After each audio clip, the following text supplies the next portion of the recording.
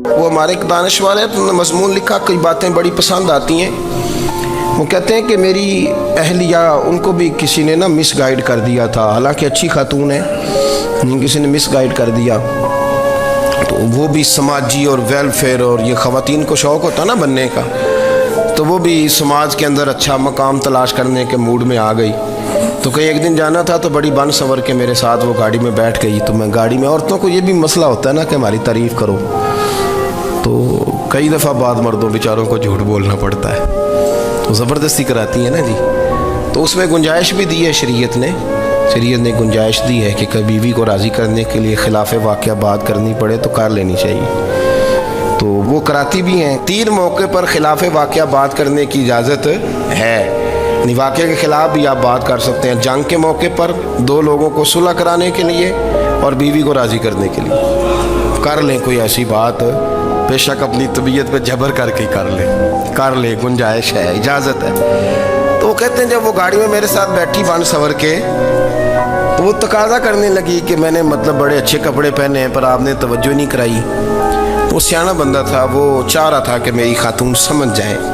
وہ کہتے ہیں مجھے پتہ تھا کہ بیچاری مس گائیڈ ہو گئی ہے، دل کی بڑی اچھی ہے، سیاਣੀ ہے، لیکن اس کو کچھ خواتین نے، کچھ لوگوں نے مل کے اس کو ذہن غلط کر دیا ہے کہ سماج میں نکلو، باہر جاؤ، کام کرو، فلاں کرو، اپنی مرضی سے جیو۔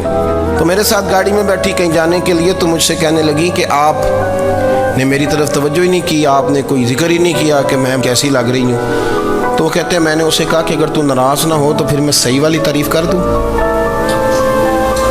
تو اس نے کہا کہ آپ کر دیں۔ تو کہتے ہیں میں نے درد سے اور خلوص سے اپنی بیوی سے کہا، خلوص کے ساتھ میں نے کہا میں تو روز گھر ہوتا ہوں، روز شام کو گھر ہوتا ہوں، اگر تو میرے لیے تیار ہوتی تو میں تیری تعریف کرتا، لیکن آج تو باہر جانے کے لیے تیار ہوئی، تو پھر ان سے تعریف کی امید رکھ جن کے لیے تو نے تیاری کی ہے۔ میرے لیے تیاری کرتی تو میں تو ہر شام تیرے پاس ہوتا ہوں۔ کہتے وہ میرے لفظوں میں درد تھا تو وہ بھی رو پڑی، کہنے لگی آپ گاڑی روک دیں، مجھے باہر جا کے کسی کو راضی نہیں کرنا، میں نے اسے راضی کرنا ہے جس کو رب کریم نے میرا شوہر بنایا ہے اور میرے لیے منتخب کیا ہے میرے ماں باپ کو۔ میں واپس لوٹتی ہوں۔ یہ ایک پہلو ہے سلگتا ہوا، اس کو سمجھا جائے۔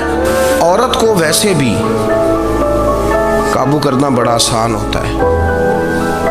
اعلیٰ حضرت بریلوی رحمۃ اللہ علیہ فرماتے ہیں بیٹیاں نازک شیشیاں ہوتی ہیں، ان کو تو ذرا سی چوٹ لگے تو ٹوٹ جاتی ہیں۔ دیکھیں کتنا بڑا جملہ کہا بریلی کے امام، نازک شیشیاں ہیں، ذرا کوئی آدمی گمراہ کرتا ہے، ذرا خراب کرتا ہے۔ اب دیکھیں نا، جو بچیوں کو بچے مس گائیڈ کرتے ہیں، انہیں بڑے بڑے خواب دکھاتے ہیں، وہ بیچاری ماں باپ کو چھوڑ کے، بہن بھائی کو چھوڑ کے اس کے ساتھ شادی کرتی ہے، پھر جو اس کا بعد میں اشر ہوتا ہے، آپ ادلیاں نو سردار پہن تکے تے شرما والیاں نو جھوٹے ڈولیاں دے۔ پھر وہ بیچاری ماں باپ رکھتے نہیں، وہ ظلم کرتا ہے، تو کتنی بڑی تکلیف میں وہ بچی آ جاتی۔ نازک شیشی ہوتی ہے نا تو ٹوٹ جاتی۔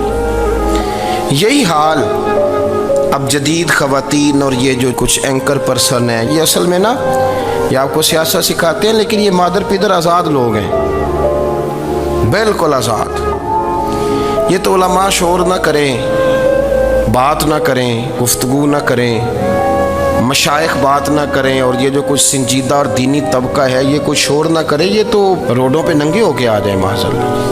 خوفناک نظریہ رکھتے ہیں یہ لوگ۔ عورت کو کہتے ہیں تیرے حقوق ہم تجھے لے کے دیں گے، مثلاً وہ کون سا حق ہے جو تم نے لے کے دینا ہے؟ میرے نبی کریم صلی اللہ علیہ وسلم اس کو بیٹی بھی بنایا ہے، اس کو بہن بھی بنایا ہے، اس کو ماں بھی بنایا ہے، اسے بیوی کا عالی شان رتبہ بھی عطا فرمایا ہے۔ اور چونکہ بیٹی کا بھی حق بڑا بیان کیا جاتا ہے، بہن کا بھی، ماں کا بھی، اور بیوی کے معاملے میں لوگ سمجھتے ہیں کہ زیادہ بات نہیں کرنی چاہیے، شاید مسئلہ خراب ہو جائے۔ حالانکہ نبی پاک صلی اللہ تعالیٰ علیہ وسلم نے بیوی کے بارے میں پتہ کیا فرمایا؟ فرمایا جب تم نکاح کر لیتے ہو تو اپنا ایمان محفوظ کر لیتے ہو۔ اب میں اس کی شرح نہیں کرتا، آپ خود کر لیجئے گا کہ وہ ایک ایسی شخصیت ہوتی ہے کہ جس کی موجودگی میں آپ کا ایمان محفوظ ہے۔ اب میں نہیں سمجھتا کہ اس سے بڑی بات کوئی اور ہو سکتی ہے، جس کی موجودگی میں آپ کا ایمان، اور بھائی یہ حدیث پاک عرض کر رہا ہوں، نکاح جب کوئی کر لے تو اس نے اپنا ایمان مکمل کر لیا۔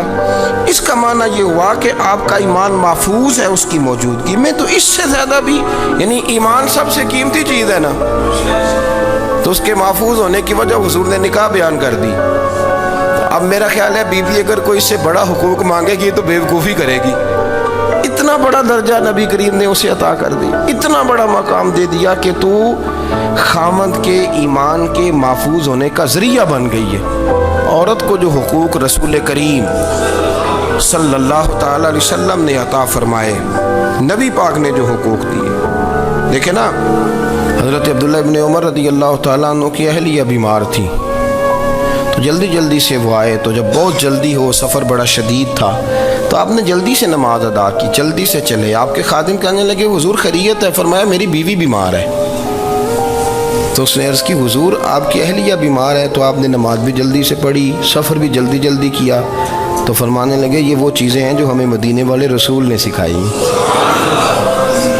آپ اس کیفیات کو سمجھیں کہ حضور صلی اللہ علیہ وسلم نے درس دیا۔ اور پھر ایک اور بہت بڑی بات، یہ فضیلت کسی اور کو نہیں دی، جو عورت کو حضور نے فضیلت دی، یہ فضیلت کسی اور کو نہیں دی۔ کبھی حضور نے فرمایا کہ تمہارا ابا تمہارے ساتھ بہت سخت رویہ کرے تو تم نے اس کو اس سختی پر داد دینی ہے؟ فرمایا چلو اگر وہ زیادتی بھی کرے تو تم نے اس کے ساتھ سلوک اچھا ہی کرنا ہے۔ لیکن آپ ایک بات کو سمجھے نا کہ بچے کے بارے میں، بیٹے کے بارے میں، بیٹی کے بارے میں فرمایا 10 سال کے ہو کے نماز نہ پڑھے تو سختی کرو، تمہارا ڈنڈا بھی لٹکنا چاہیے۔ بہت ساری جگہوں پہ بہت سارے لوگوں کے لیے سختی کا حکم دیا، لیکن عورت کے لیے حضور نے جو جملے کہے، اصل میں ہم سمجھتے ہیں کہ یہ ایک بات ہے، مشہور ہو گئی ہے روایت حدیث، تو بس اس کے پس منظر پر اور جملوں کے حسن پر شاید معاذ اللہ غور کرنے کی ضرورت نہیں۔ ذرا اس لفظ کی تاثیر پر غور کریں۔ حضور نے فرمایا عورت ٹیڑھی پسلی سے پیدا کی گئی ہے، یہ ٹیڑھی ہے، تو سیدھا کرنے کی کوشش کرو گے تو ٹوٹ جائے گی۔ تو حضور پھر ہمارے لیے حکم کیا ہے؟ فرمایا جیسی ہے تم اسی کے ساتھ نبھا کرو۔ آپ سمجھیں کہ اتنا محفوظ حضور نے درجہ دے دیا بی بی کو، اتنا محفوظ کہ فرمایا غلطی بھی ہو تو میرے غلاموں تم اس کے ساتھ نبھا کرو، گزارا کر لو۔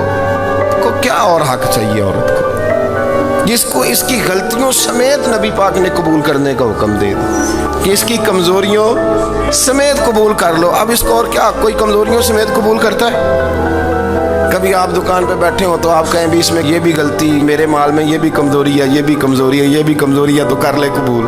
کرتا ہے کوئی؟ کوئی شخص ایسا ہو جو کسی چیز کی کمزوریاں بیان کر کے کہ اسے قبول کرو؟ پر رسول کریم صلی اللہ تعالیٰ علیہ وسلم نے نا ہمیں سبق دیا، حضور نے ہمیں درس دیا، نبی پاک نے ہمیں پیغام دیا۔ فرمایا یہ ٹیڑھی ہے، سیدھی کرنے کی کوشش کرو گے تو بیچاری ٹوٹ جائے گی، تو اس کے ساتھ نبھا کر جاؤ۔ آپ میری بات کو سمجھیے گا۔ چلیں میں اس پر ایک اور بخاری مسلم کی حدیث پڑھتا ہوں۔ حضرت سلمان فارسی رضی اللہ تعالیٰ عنہ اور حضرت ابو درداء کے درمیان بھائی چارہ تھا۔ مکے سے مدینے جب لوگ آئے تو حضور نے بھائی بھائی بنایا تھا، ان کے درمیان بھائی چارہ تھا، تو ابھی پردے کی آیات نازل نہیں ہوئی تھی، تو لوگ ایک دوسرے کی طرف جاتے تھے۔ حضرت سلمان فارسی رضی اللہ تعالیٰ عنہ حضرت ابو درداء رضی اللہ تعالیٰ عنہ کے گھر میں تشریف لے گئے تو دیکھا کہ ان کی بیوی بڑی غمگین بیٹھی ہیں۔ تو ہم نے فرمایا بہن کیا ہوا؟ تو کہنے لگی تمہارے بھائی کو دلچسپی کوئی نہیں رہی، ہر روز روزہ رکھ لیتا ہے اور ساری رات نفل پڑھتا ہے۔ حضرت سلمان فارسی کہنے لگے ٹھیک ہے کر لیتے ہیں بندوبست۔ نماز دین ہے کہ نہیں؟ دین ہے نا یہ چیزیں۔ لیکن حضرت سلمان فارسی جناب ابو درداء سے کہنے لگے آج میں نے تیرے گھر میں رہنا رات کو، کیونکہ وہ تو ساری رات نماز پڑھتے تھے، نفل پڑھتے تھے۔ انہوں نے کہا ٹھیک ہے، ایک بستر لا کے بچھا دیا حضرت سلمان فارسی کے لیے۔ سلمان فارسی فرمانے لگے دوسرا بھی لا۔ کہا وہ کیا کرنا ہے؟ فرمانے لگے تو نے بھی سونا ہے، میں نے بھی سونا ہے، تو نے بھی سونا ہے، عشاء پڑھیں گے اور پھر دونوں سوئیں گے۔ کہا میں نے تو نماز پڑھنی ہے۔ فرمایا تہجد کے وقت اٹھ کے پڑھیں گے، اللہ کے رسول بھی رات آخری حصے میں جا کے نماز پڑھتے ہیں۔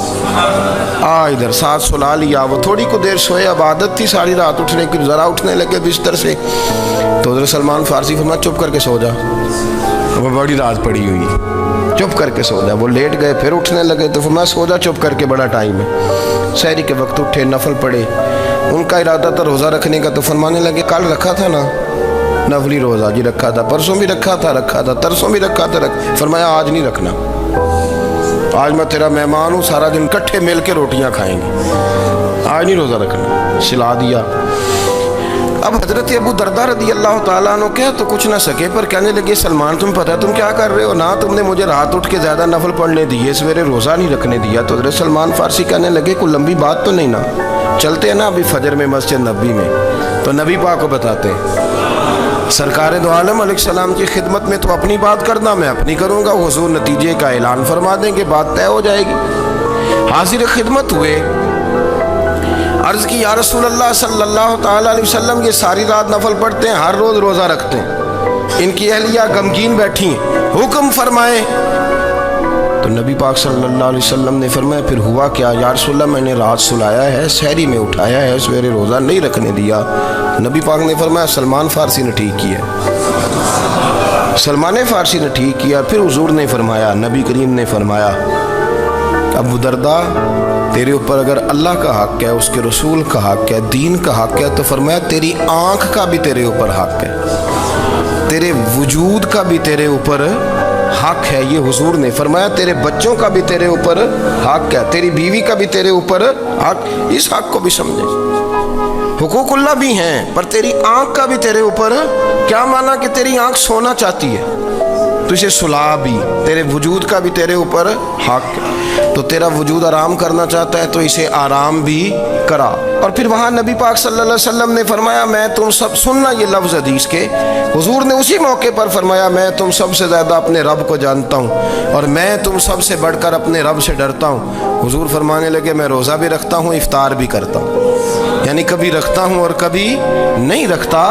फरमाया मैं नफल भी पढ़ता हूँ और अपनी बीवियों को वक्त भी देता हूँ। सरकार मस्जिद में भी आते थे, नवासों के साथ खेला भी करते, उनके साथ प्यार भी करते। तो इतने बड़े हुकूक हुजूर ने बयान फरमाए औरतों के कि तुम्हारी बीवी का भी तुम्हारे ऊपर। लो एक हदीस बुखारी की और यहाँ बयान कर देता हूँ। एक शख्स ने आके अर्ज़ की या रसूल अल्लाह सल्लल्लाहु ताला अलैहि वसल्लम जिहाद के लिए तैयारी हो गई है, सफ़ें बन रही हैं, मुजाहिदीन की तैयारी है, तो मेरा भी नाम लिख दिया गया है मुजाहिदों की लिस्ट में, लेकिन या रसूल अल्लाह सल्लल्लाहु ताला अलैहि वसल्लम मेरी बीवी ने हज की तैयारी कर ली और मेरे दोस्तों ने, सहाबा ने मेरा नाम मुजाहिदीन की लिस्ट में लिख दिया, तो मेरे लिए क्या हुक्म है। ये बुखारी मुस्लिम है। तो नबी पाक सल्लल्लाहु ताला अलैहि वसल्लम ने फरमाया जिहाद पे कोई और चला जाएगा तो बीवी के साथ हज करने जा, उसे महरम की ज़रूरत है, वो तेरे बगैर कैसे जाएगी। मुजाहिदीन को तो और मुजाहिद मिल जाएगा, पर तू तो अपनी बीवी के साथ जाना। नबी पाक सल्लल्लाहु अलैहि वसल्लम ने मर्द को मुहाफिज बनाया है, औरत को मर्द का कैदी नहीं बनाया, बल्कि औरत को हिफाजत अता की और मर्द को उसका मुहाफिज बनाया। अब बच्चियाँ आज़ाद होना चाहती हैं और आज़ादी भी वो वाली के जो बुनियादी तौर पर आज़ादी नहीं, फहाशी है। मैंने बहुत पहले कहा है कि इस्लाम बेटियों को कीमती समझता है। जिस बंदे के पास 20 तोले सोना हो वो चौक में लेके नहीं आता, वो कीमती चीज़ है, उसने छुपा के रखी होती है। तो जो नबी पाक सल्लल्लाहु अलैहि वसल्लम का कलमा पढ़ने वाले बीबियाँ, इस्लाम उन्हें कीमती समझता है, कहता है कि तुम कीमती हो लिहाजा घर के अंदर रहो, तुम बाहर ना हो। लेकिन औरतें हैं कि उनको बिला वजह लोग ख़राब कर देते हैं और बिला वजह वो इस मुगालते का शिकार हो जाते हैं। अब आगे बढ़ते हैं। कुरान मजीद ने सूरह नूर की आयत नंबर 30 में कहा कि कुल्लिल मुमिनीना यगुद्दु मिन अबसारिहिम, फरमाया कि ए महबूब अलैहिस्सलाम मोमिन मर्दों से कह दो कि अपनी नज़रें झुका के रखें, अपनी नज़रें। और अगली आयत में फरमाया वकुल्लिल मुमिनाती यगुद्दुन मिन अबसारिहिन्ना, फरमाया कि ए महबूब मोमिन औरतों से भी कह दो कि अपनी नज़रें झुका। मर्द भी अपनी नज़र झुका के रखेगा औरत की तरफ, लेकिन ये सारी पाबंदी सिर्फ मर्द पर नहीं, औरत भी गैर महरम का चेहरा नहीं देखेगी, उस पर भी उसी तरह नज़र झुकाने का हुक्म है जिस तरह के वो हर दुकानदार को भाईजान कह के गुफ्तगू करने की उसको भी इजाज़त नहीं है कि वो भी वो समझे कि पाबंदी तो मर्द ने करनी थी, मैंने थोड़ी करनी थी। वो जिसके पास जाए, जहाँ भी जाए, डॉक्टर के पास जाए, बाहर जाए, तो वो जिस तरह मर्जी उसका दिल चाहे वो बातचीत करे, इसकी औरत को भी इजाज़त اسلام نہیں دیتا۔ بنیادی طور پہ اسلام شرم و حیا کا دین ہے، حیا کی بات کرتا ہے۔ حیا کی جب ہم تعریف کرتے ہیں تو حیا کی تعریف یہ ہے کہ کوئی کبھی چیز دیکھ کے نا تو آپ کی طبیعت میں کراہت محسوس ہو، آپ کوئی غلط جملہ منہ سے نکالتے ہوئے ذرا جھجکیں، آپ کوئی غلط بات کرتے ہوئے تھوڑا بوجھ محسوس کریں۔ ہمارے ہاں تیزی سے فروغ پایا ہے بے حیائی میں، سنگیوں کی محفلیں، یاروں کی محفلیں، اس میں غلیظ گفتگو ہوتی ہے الا ماشاء اللہ۔ جن دوستوں کو بڑی پاک صاف گفتگو کرنی چاہیے، دوستی کا رشتہ بڑا مقدس رشتہ ہے، جو یہاں ایک دوسرے سے پیار کریں گے جنت میں بھی اکٹھے داخل کیے جائیں گے۔ شرط یہ ہے کہ پیار اللہ رسول کی رضا کے لیے ہو، لیکن اس کے اندر اگر آپ کی گفتگو کچی ہو، کمزور ہو، فحاشی والی ہو، عریانی والی ہو، وہ ہمارے ہاں تو اب اس کو لوگ فیشن سمجھتے ہیں، اس کو مردانگی کی علامت سمجھتے ہیں کہ وہ جی ساری باتیں یوں جی وہاں ہو گئی، اور جس کا جو جی چاہا اس نے کہا۔ آپ جب حیا کے دائرے میں ہوتے ہیں تو آپ خود بھی سکون محسوس کرتے ہیں۔ دیکھیں نا، آپ کو نیند سکون سے کہاں آتی ہے؟ جہاں کمرہ بند ہو، چاروں جانب دیوار ہے، اوپر چھت ہے، خالی دروازہ بھی کھلا ہوا ہو نا تو جب بندہ سکون لینا چاہتا ہے تو کہتا ہے یار ذرا دروازہ ذرا بند کر دو۔ وہ اچھی طرح اپنے آپ کو چھپا لیتا ہے نا حیا کے پردے میں، تو اللہ اسے سکون عطا کرتا ہے۔ اور جو اس سے بھی زیادہ ٹھنڈی نیند میں جانا چاہتا ہے وہ کہتا ہے لائٹ بھی بند کر دو۔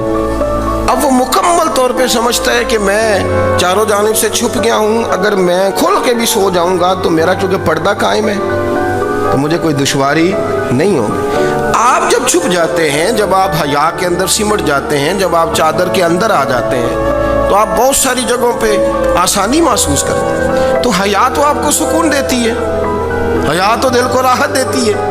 میں بڑی ذمہ داری سے بات عرض کرتا ہوں، قرآن مجید نے نا ایک مقام پہ مذاق کو، ایک مزاح ہوتا ہے خوش طبی، وہ نہیں مذاق اڑانا،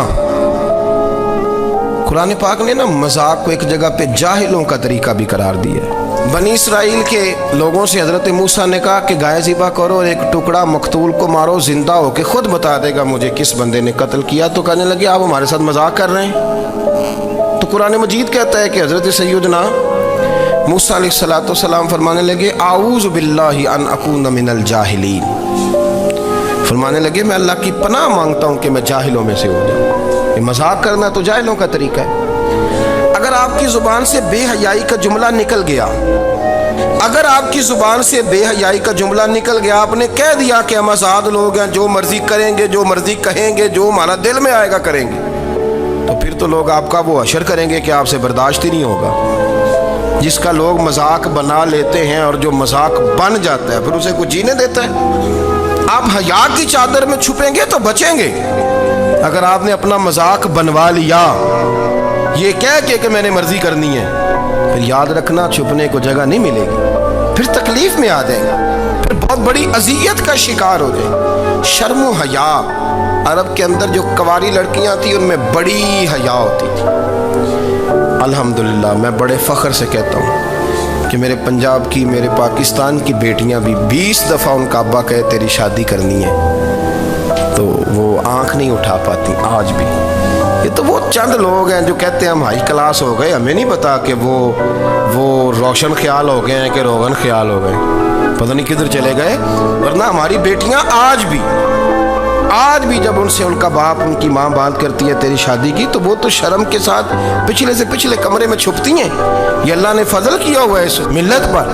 تو عرب کی لڑکی بڑی حیا والی ہوتی تھی، اس سے کوئی بات کرنی پڑتی تھی تو 20 دفعہ بات کی جاتی، پھر بھی وہ عورت چھپتی پھرتی تھی۔ حضرت عائشہ صدیقہ رضی اللہ تعالیٰ عنہ فرمانے لگی میرے نبی پاک صلی اللہ علیہ وسلم عرب کی کنواری لڑکیوں سے بھی زیادہ حیا کرنے والے۔ قاضی اعجاز مالکی نے، شیخ عبدالحق محدث دہلوی نے، دیگر بزرگ جو سیرت نگار گزرے انہوں نے لکھا ہے کہ نبی پاک صلی اللہ علیہ وسلم کے اندر 100 مردوں سے زیادہ طاقت تھی، 100 مردوں سے زیادہ طاقت۔ اب جو بات کہنے لگا ہوں، جو نتیجہ دینے لگا ہوں، اس پر خاص توجہ آپ فرمائیں گے۔ ذرا فکری طور پر، نظریاتی طور پر ایک چیز کو سمجھیے۔ ہم سمجھتے ہیں کہ جوان لڑکا ہے جی جو مرضی کرے، عمر ہے جی۔ آپ ذرا بات پر غور کیجئے گا کہ حضور صلی اللہ علیہ وسلم میں طاقت 100 مردوں سے زیادہ ہے، اور حیا کواری لڑکیوں سے بھی زیادہ ہے. ذرا اس بات کا تقابلی جائزہ کیجئے گا کہ طاقت 100 مرد سے زیادہ ہے لیکن حیا کواری لڑکی سے بھی زیادہ ہے. اس کا معنی یہ ہوا کہ جس ٹہنی کو پھل زیادہ لگ جاتے ہیں وہ جھکا کرتی. تو حیا تو حسن ہے، حیا تو آپ کو پاک صاف کرے گا، حیا تو آپ کو نرالا کرے گا، انوکھا کرے گا. رسول کریم صلی اللہ علیہ وسلم عرب کی کواری لڑکیوں سے زیادہ حیا والے تھے، کواری لڑکیوں سے زیادہ حضور حیا فرمایا کرتے تھے.